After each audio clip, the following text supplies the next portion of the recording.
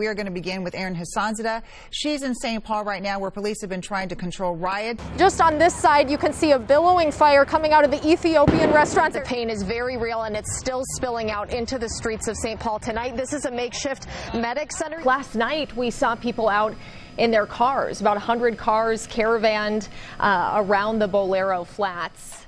Quite the turnout on a cold Saturday in Minneapolis. Now, some are calling for the officer, Mark Hanneman, to be arrested. Some are calling for him to be prosecuted.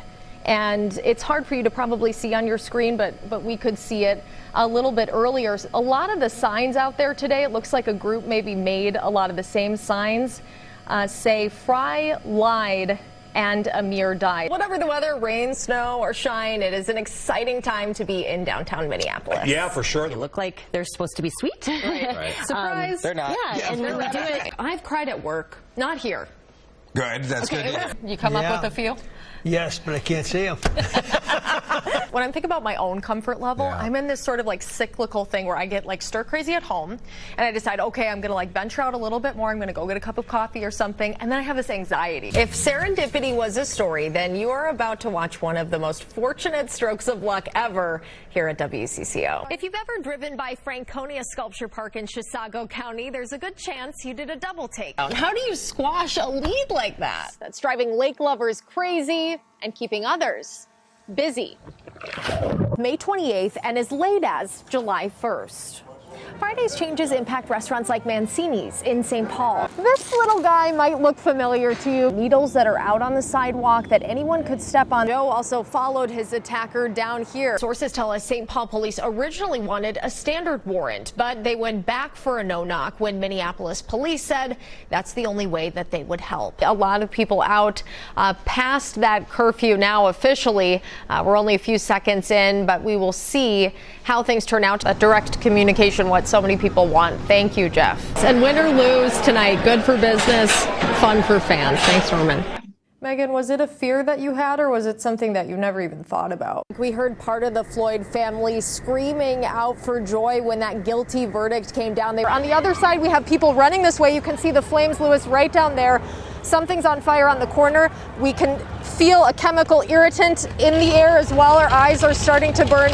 People are starting to run from those flames that just started. Here on the shores of Lake Minnetonka, there's something lurking underneath the surface that's driving lake lovers crazy and keeping others busy.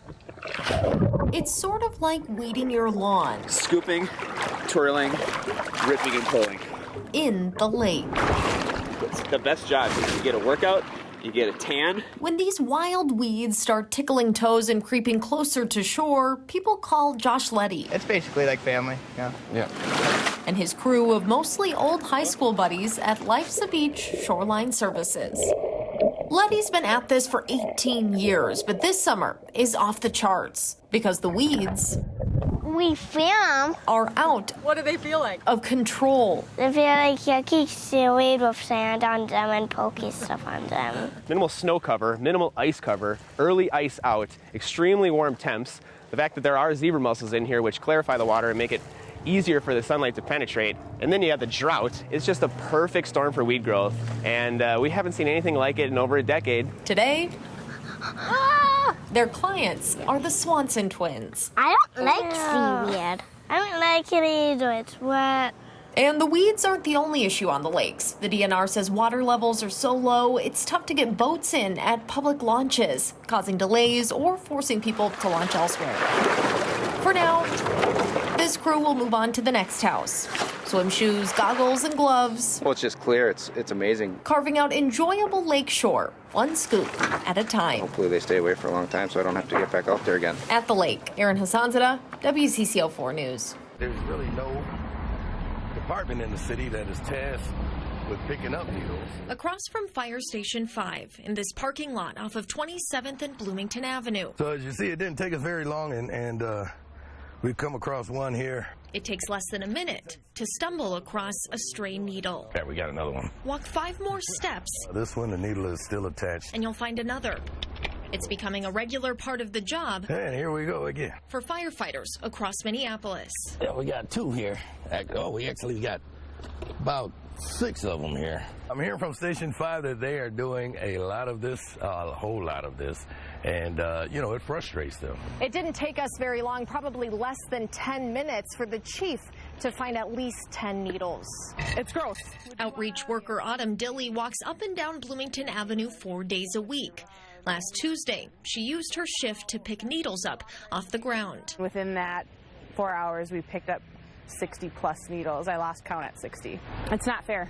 It's not fair. Half a mile away, the drug problem and subsequent needle littering is something the Little Earth community is fully aware of. We're approaching it head on. So we have maintenance, our groundskeepers.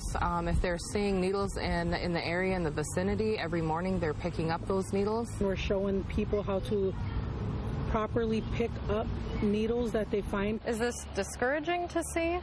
I mean, it is a little discouraging. Assistant Minneapolis Fire Chief Brian Tyner says since June, firefighters have picked up about 550 needles across the city. Right now, we're just kind of filling in the gap until a better solution can be established. The Minneapolis Health Department says it knows about the needles littering Minneapolis streets and that it's working on short and long-term solutions to the problem. We can't solve this epidemic alone. It just kind of speaks to how big this problem is. We're going to be present where we are needed to make sure that this community is safe. It's just water, flour, a little bit of salt. That's it. If nostalgia was a flavor, As long as I can remember, these recipes were like in our family. for Peter Bien, it would be the taste of these dumplings, native to the town he was born in, just outside of Beijing. Every time I came back from college, you know, we would eat dumplings. His mom's recipe harder to nail down than you'd think. You know, like immigrant moms, they never share recipes. And nailing the technique. And then bring your hands kind of together. Also harder than it looks. Almost. But when you're making 5,000 of them every week, you get good at it. It's quickly becoming like a full-time job. Until last month, Peter was making dumplings at his condo, selling out every week in less than an hour, customers picking up every Saturday from his garage. It was fun for like the first week. Until we had to like tell like 200-300 people like, sorry, we're like sold out. Can't do it. Like my thumbs were sore. Now he's working out of the Bull's Horn kitchen. We can eat. Carrying on Mom's legacy. It's like we're sitting in her kitchen. Mm-hmm. And returning to the flavors he once shied away from growing up in Minnesota. Flavors that are now the talk of the town. I grew up in like a 98% white like neighborhood, like in northern suburbs, right? So like kind of ran away from my culture. Like it was strange, it was weird. I wanted to eat like hot lunch. You know, like I wanted to bring sandwiches. The thing you were kind of shying away from has now become this like booming business, and that has to feel like really good. It feels great. It just feels good that like a little bit of my childhood is kind of like living on in Minneapolis. Erin Hassanzadeh, WCCO-4 News. This actually might be a hand warmer's day. The best time to venture into a cedar swamp is in the winter, when it's frozen. It should be a nice hike with not too bad a snow load, and she's right on the edge of a wetland. If you've ever wondered what being a bear biologist looks like, here's your answer. Navigating waist-deep snow under the canopy of the Chippewa National Forest to find bear 6080. All right, 600 feet. The crunch of our snowshoes gives way to deafening silence.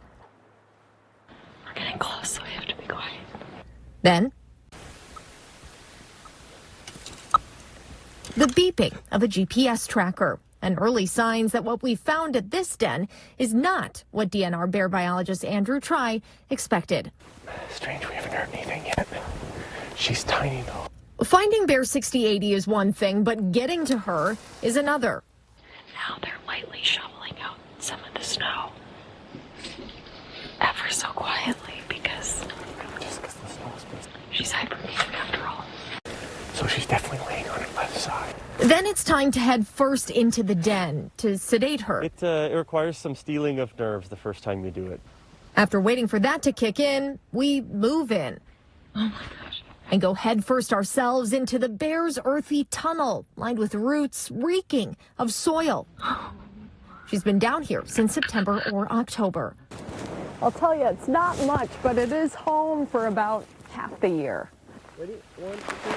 When this bear is pulled from her den and placed on her makeshift checkup table, researchers find their first surprise. What do you think of her weight? Very small. She weighs 127 pounds. She should be around 200. And that's probably the reason for the next curveball. No cubs, even though she's had them before and is 11 in the prime of her reproductive years. It's actually pretty rare, but we had a really bad food year last year, one of the worst we've had since we started recording in the 80s. It's quite possible that her body told her, you don't quite have what you need to make it through. Other than that, she's healthy. 26 and 27. Her bear checkup includes hair samples, blood draws, body fat measurements, tooth checks. And these are chipped. Even an EKG and an ultrasound of her heart. Our changing environment is changing these bears. Dave Garcelis would know. I started in 1983, and we've been doing this every winter since then. Since the start of this project in 1981, food sources for bears dropped 70%, but they learned to adapt. Most of our bears are just as fat as they were prior to this 70% decline. The same reproduction is going on. The same cub survival is going on. Basically, we have bears in a ton of areas we never thought we did. Bouncing back despite ever-growing threats. Things are always changing in the bear world, and being able to monitor what's going on with the bear population is really important. In Grand Rapids, Erin Hassanzadeh, WCCO-4 News.